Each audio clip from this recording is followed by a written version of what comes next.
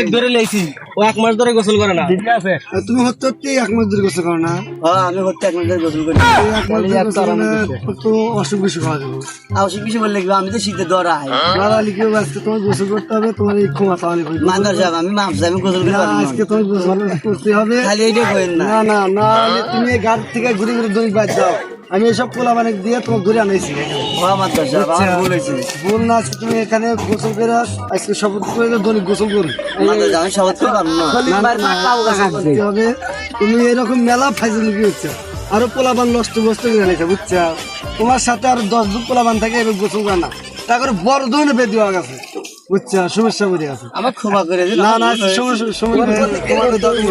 তুমি গোসল করো, গোসল করার পর ক্ষমা চাও। আজকে ওকে শপথ করো, প্রতিদিন দিতে হবে বুঝছো।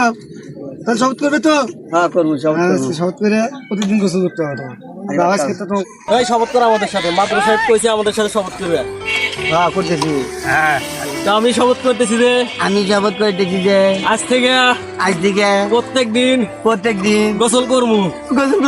এই শীতে পানি দেখে ভয় পাবো না। আমি তো গোসল করবই। আমাদের যুব সমাজের সবাইকে ধরে আনে গোসল করাবো। আমি এই সমাজ গোসলবিহীন রাখতে চাই না। সবাই মিলেমিশে একসাথে গোসল করবো। আমাদের সামনে ঢুকবে